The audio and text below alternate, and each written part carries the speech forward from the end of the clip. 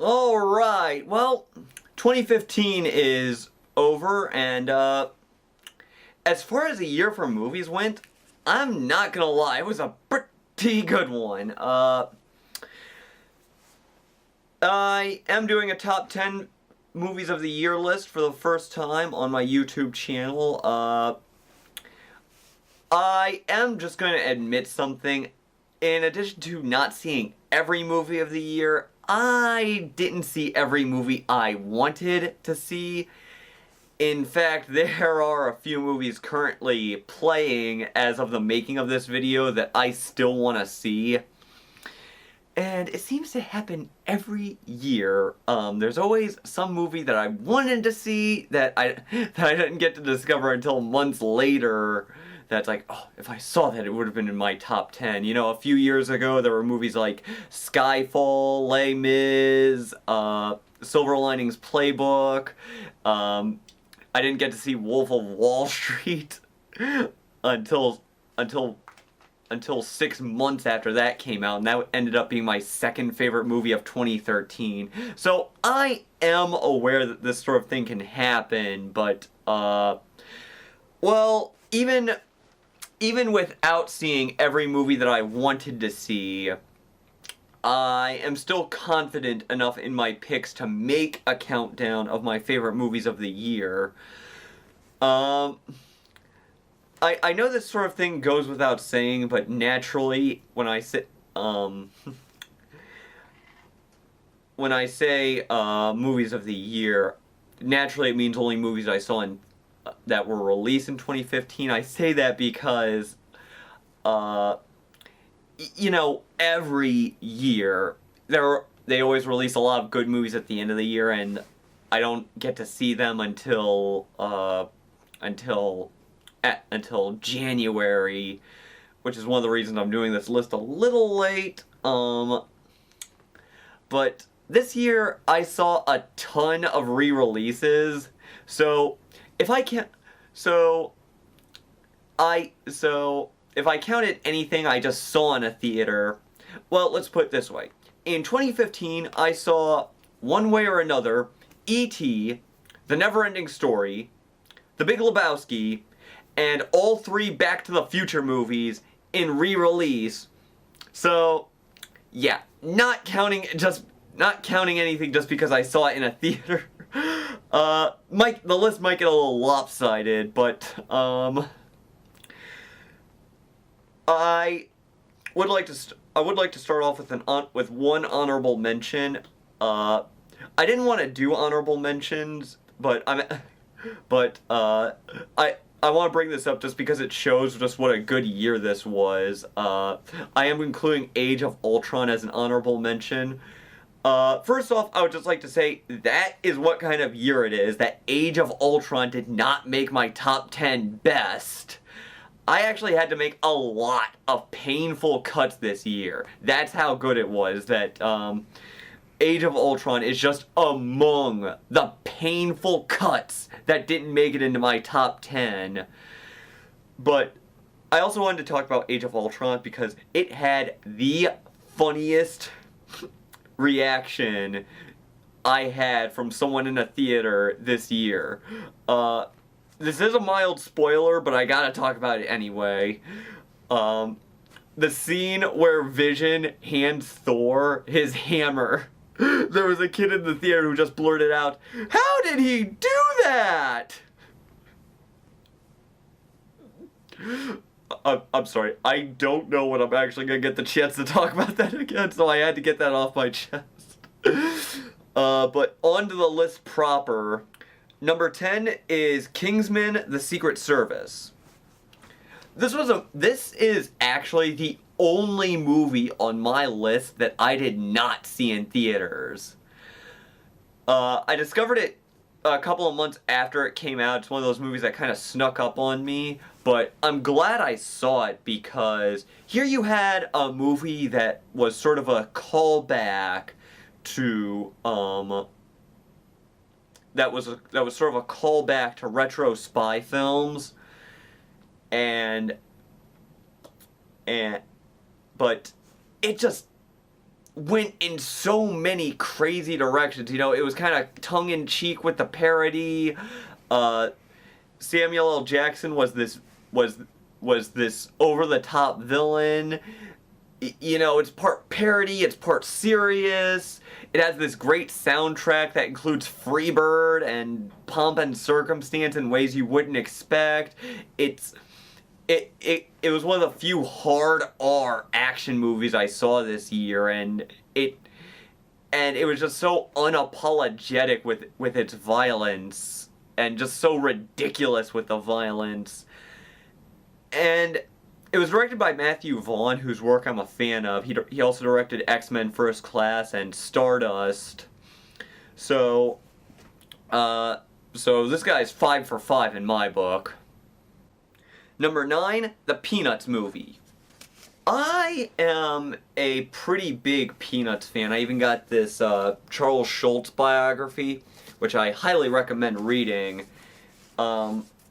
It's not exactly a light read, but it's a pretty good book. And so I was looking forward to the Peanuts movie. I don't mind admitting that maybe there was some concern about at first. I was kind of worried that it might be that it might not have been made well, but when I saw the trailers, it's like okay, this could be good. And I was impressed with what I saw. First of all, I loved the animation. Even though I am a fan of hand-drawn animation, and I wish someday it would make a comeback. I don't see that day coming, but as of making this video, the movie isn't out yet, but I want to see the Peanuts movie again just to look at it. How much I love this animation. It had this kind of I hope this 2.5D where, you know, everything still looked drawn, but it almost looked like you could still touch it. And I just loved the look of that.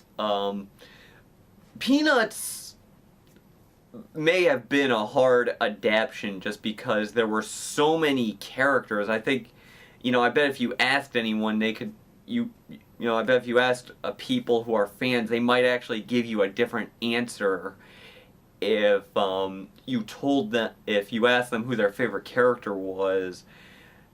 And so, you know, there had to have been some pressure to give everyone their chance, their moment in the sun. And I think this movie delivered on that.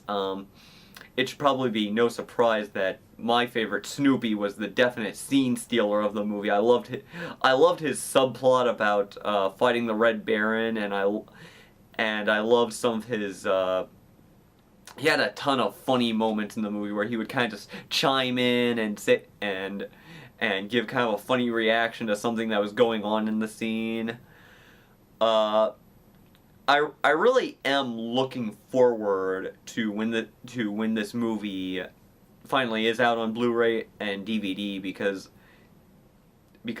I don't just want to watch it again to look at it. I want to see it again to be reminded of how good it made me feel. Number 8, The Hateful Eight. I swear I did not plan it that way just to make that pun.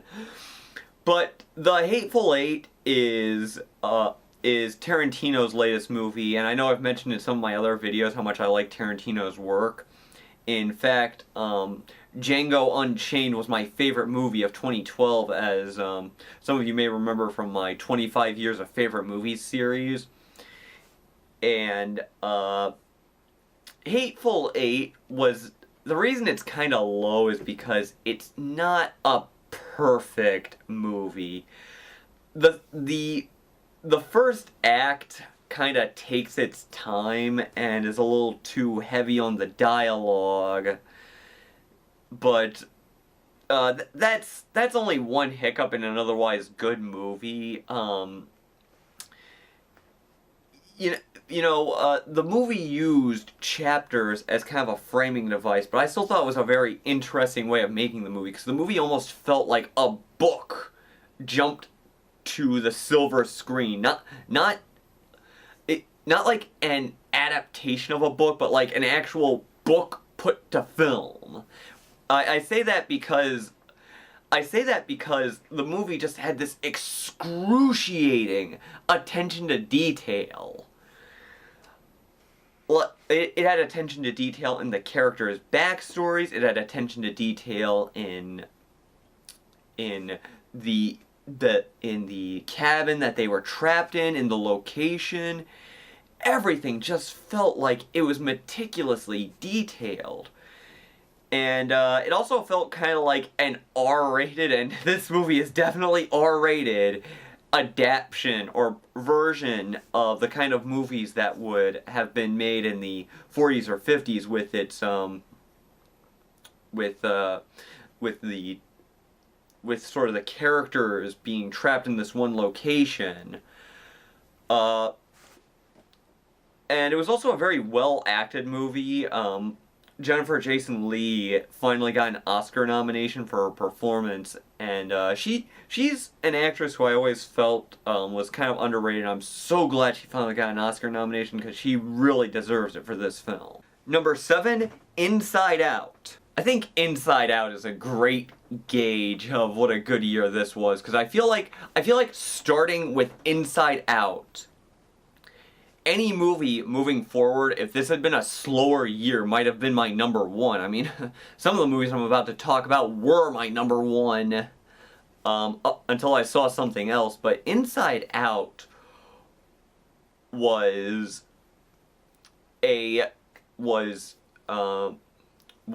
such a great film. A lot of people have been talking about Pixar being on a slump lately, and I'm ambivalent about that, partly because when people talk about them being in a slump, they also include Brave, which is a movie I quite enjoyed. Not one of their best, but I enjoyed it. So I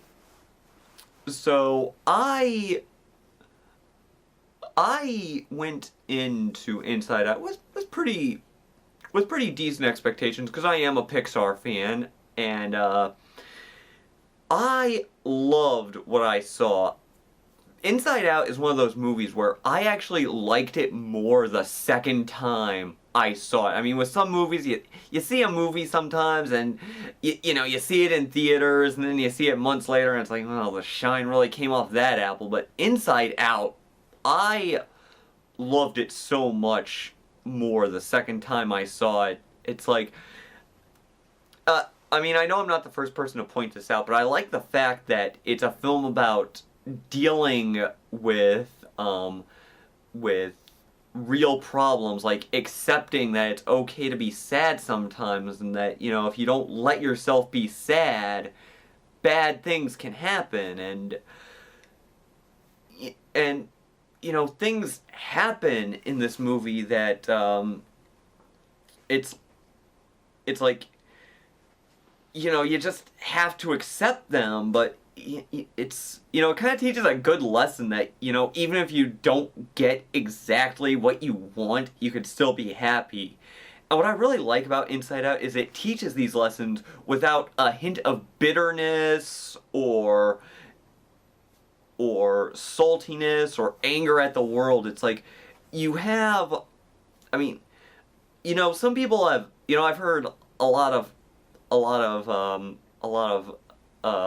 comedians and other people say some of the things that Inside Out might have said, but just being so angry and bitter, but Inside Out teaches these lessons, but still manages to be a very fun and feel-good movie, and the various characters were, you would think that a movie about characters who are all personifications of their emotions, you'd think they would be just one-note characters, but they're still so funny and fun and enjoyable. If I had one gripe about Inside Out, it's that it's not Pixar's funniest movie. There are a lot of jokes that kind of rely on some old tropes and some jokes that that kind of fell flat. Like I remember seeing, like, there were certain jokes in the movie where even the first time I saw it, I pretty much knew the punchline even before it was given out. So it's not the total package compared to something like the Toy Story films or Up, but it's still a very excellent movie. Number 6, Straight Outta Compton. This may surprise some of you, but I'm actually a pretty big NWA fan. I admit that I don't listen to a lot of rap, but I do listen to NWA. So this was one of the movies that I was really looking forward to. And for an NWA fan, if you are an NWA fan, I realize this may go without saying, but this movie is a must-see because, from the standpoint of watching everything they went through, from the controversy to their music being produced, to the fact that you see NWA performances in the movie, and this is one of the movies that this is one of the biopics that didn't go for a lot of stars in the movie, and I feel like that worked to the advantage because, you know, I felt like I was, you know, these people were such good stand-ins for the people they were playing, and I know that Ice Cube was played by his son. That, you know, the movie really felt like I was watching these people, and I know it wasn't really them, but to create the illusion that these people were really up on stage doing the NWA songs, that is an accomplishment. Even for people who aren't NWA fans, I mean, if you don't like their music at all, I don't know how to recommend this movie, but for people who haven't listened to their music, there are still things to like about this movie. It shows the difficulties and intricacies of producing music. It shows the creative and commercial problems that can tear a band apart. The movie,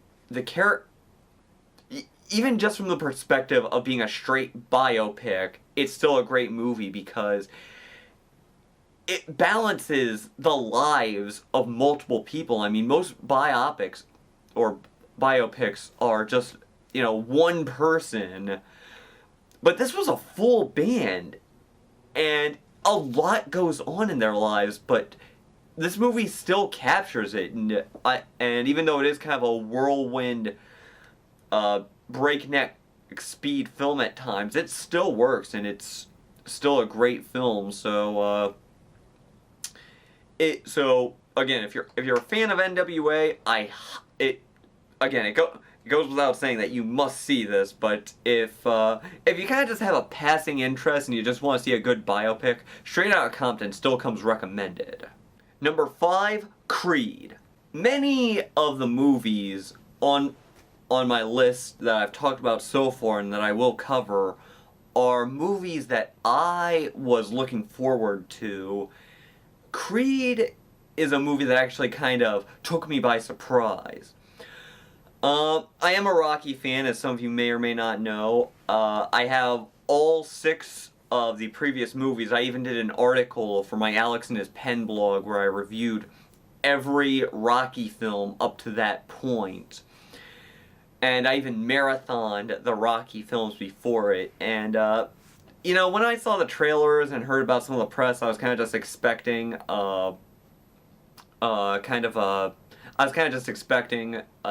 another run-of-the-mill, trainer, old dog teaching the new dog some trick stories.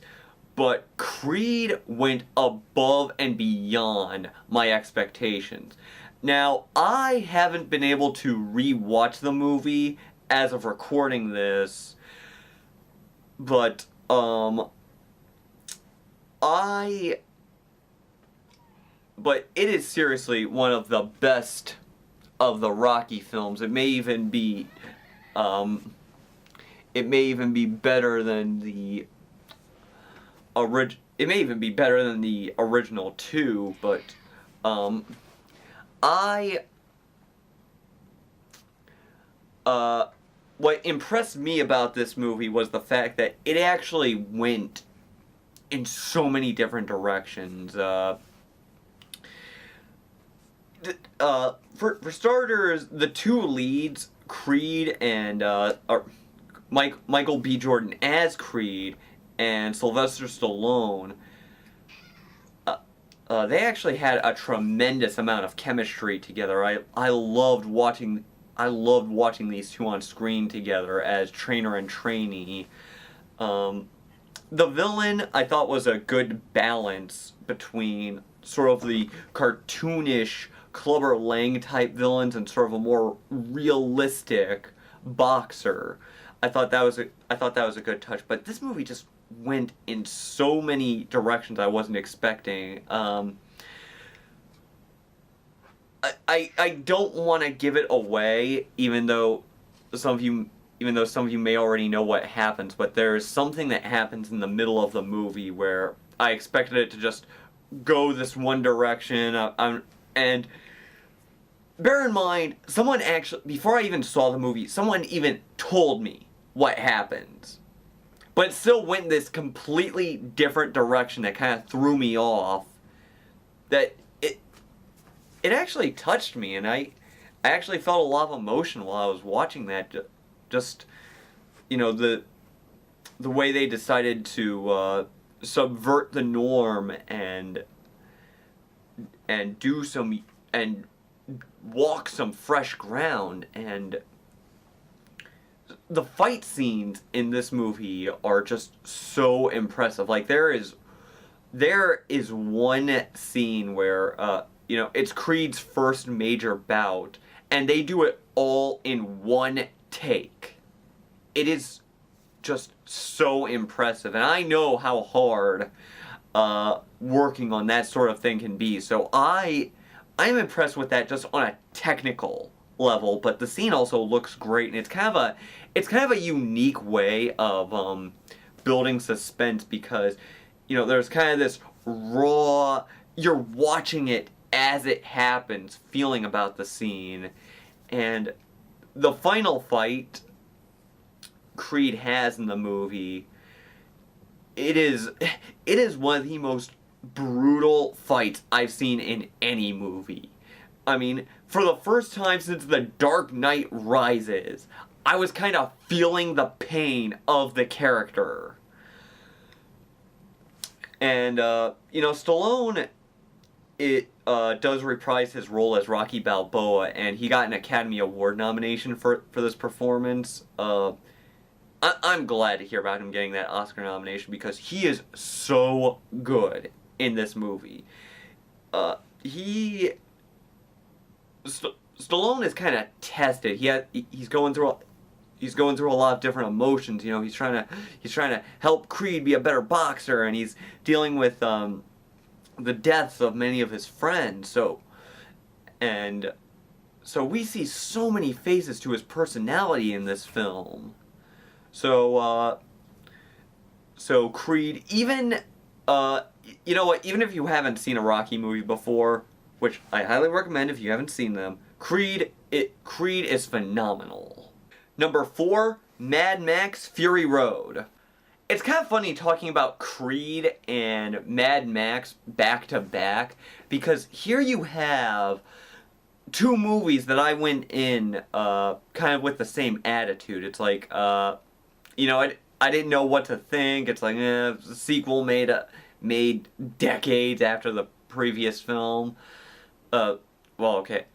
With Creed, I realized that it's not too far removed from Rocky Balboa compared to how long it had been since Mad Max, and it's like, and it's, with Mad Max Fury Road, there was kind of this question, like, is this a sequel? Is it a reboot? But despite all that, I heard it came out around the same time as Age of Ultron, which at the time was the movie I really wanted to see. But Mad Max Fury Road, I decided to check it out after hearing one glowing review after another, and for me, it lived up to the hype. I mean, I had not seen an action movie like this. It's like these unbelievable stunts that were done with practical effects um and just these great visuals, and there are a ton of things in this movie that don't make sense, but they look so good, and the special effects and the action scenes in this movie are so amazing. And one of the reasons I didn't write or write a review or do any kind of review of this movie when I first saw it is because I was kind of beyond describing what I had seen. And it's not even like it's all action either. The movie slows down. It has atmosphere. It has tone. It has some great moments where characters where characters are confronted with some pretty heavy stuff, and in addition to these spectacular car chase scenes, you also have some great one-on-one moments. There's a scene where Max meets Furiosa, and it's this one-on-one, and it's kind of this one-on-one fight, but it's still so well choreographed and well put together. And I think Furiosa was one of the great heroes, one of the great action heroes of 2015, which is just as well as Mad Max Fury Road was one of the great films of 2015. I am so glad that this movie got a Best Picture nomination for the Oscars, not just because I like it, but because I like seeing when movies like this get Academy Award recognition like this. So I am so glad. I realize it's probably not gonna win, but I'm thrilled that it just got nominated. Number 3, Bridge of Spies. Here you have a movie that I was definitely looking forward to because it was a combination of a lot of people I'm a big fan of. Big Tom Hanks fan, big Spielberg fan, big Coen Brothers fan. And you could tell that the Coen Brothers definitely had their hand in this because a lot of the movie has their style in it, like the fact that something I really like about the movie is that there are a lot of parts that are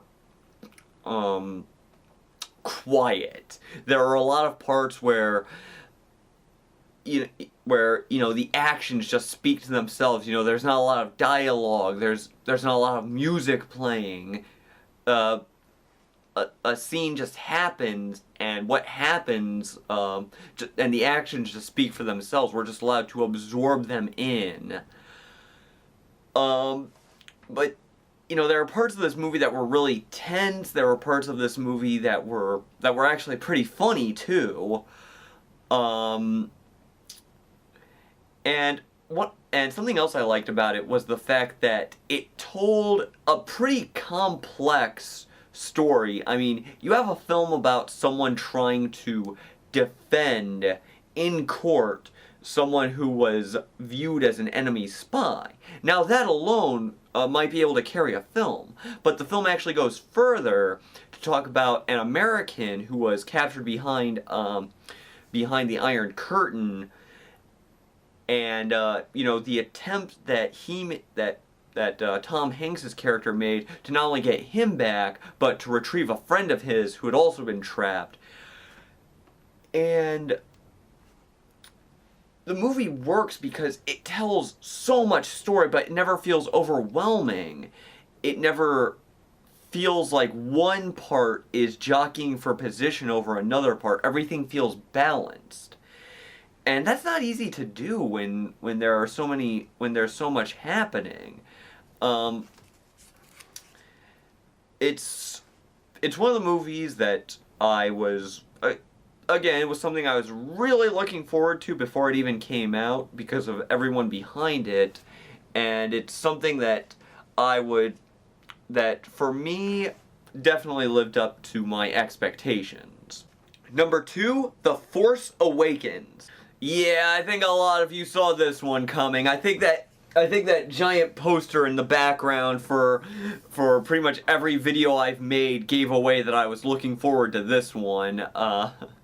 Yes, I'm one of the people who bought the tickets even beforehand. It's the first movie I'd actually seen in theaters twice since Toy Story 3. And I got to see that multiple times because they played it up at Kent State. But it's the first movie that I actually paid to see in theaters multiple times since The Dark Knight. So, I saw it once in 2D and once in 3D.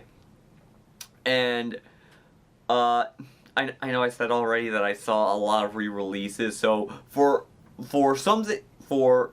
So, not counting those re-releases, The Force Awakens may have been the most excited and the most fun I had in the theaters in 2015. And, you know, there's not a ton to say about this movie because almost everything's already been said, but my goodness was it a great film. I mean, there was a ton of hype riding on the shoulders of The Force Awakens. And it was still so good. I mean, you had these great space battles. You had these characters who we haven't seen in years. And, you know, so much of being away from the film actually worked to the film's advantage. Because it's like, you know, Han and Leia are reconnecting after these years. And we haven't seen Han and Leia in a movie for so long. And,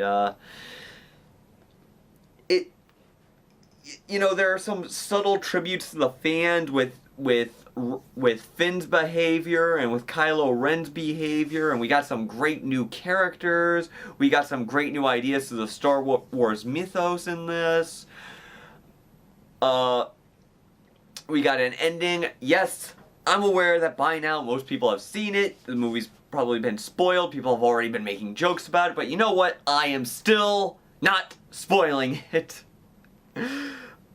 This ending, it gave me goosebumps. I'm not kidding. You know, like probably the first time since Tim Burton's Batman that a movie ending actually gave me goosebumps in that way. And bear in mind, I saw the movie twice. I had the same reaction both times. So, in conclusion, the Force is strong with this one. Number 1, The Martian. Some people may be wondering why I'm ranking The Martian higher than The Force Awakens, when I said The Force Awakens was when I already just showered so much glowing praise on The Force Awakens, and especially I've even already told some people that The Force Awakens was my favorite movie of the year, but the more I thought about it, the more I realized, for the total package, I think I would give the edge to The Martian. I feel like the difference is, as much as I loved, and I did love The Force Awakens, there were some moments in there that kind of, you know, I was kind of feeling like old Biff Tannen, something very familiar about all this. But in terms of a film that I just felt was the total package, it would have to go to The Martian.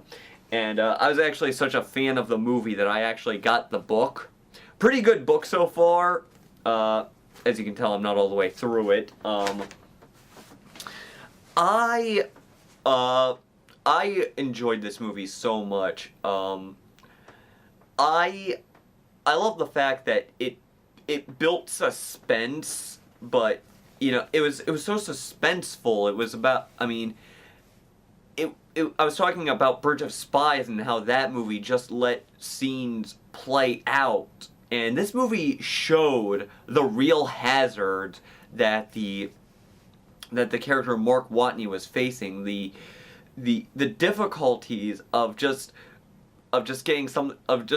getting the basic needs that we have every day, like just trying to get his a food supply when he's on a completely different planet by himself, and living in an environment he can't breathe in. I mean, it's been compared to Castaway, like the one of the quotes on the back of the book compares The Martian to Castaway, and I think that's a pretty good compliment, because I think Castaway is a great movie. But this is a film where he has to grow his own food on a planet that he can't do that. He's surrounded by an atmosphere he can't breathe in. Anything can go wrong at any second. Stuff does go wrong. And again, going back to what I said about something else I said about Bridge of Spies, where, this film tells a concurrent story, because you have the story of Mark Watney trapped on another planet, and you have the story of the people trying to bring him home. So that's impressive. And what else impresses me about the movie is that you have this great story about survival, about a man trying to survive in a harsh environment, and it's funny. The Martian has several funny moments in it. Not just yeah, I kind of snickered at that. I was laughing out loud during parts of this movie. I mean, you have this hero who's got this snarky sense of humor. I mean, with anyone else, it would probably be someone cracking under the pressure. But it's believable that this guy might use his humor and his snark as a way of coping with this very serious, life-threatening situation. And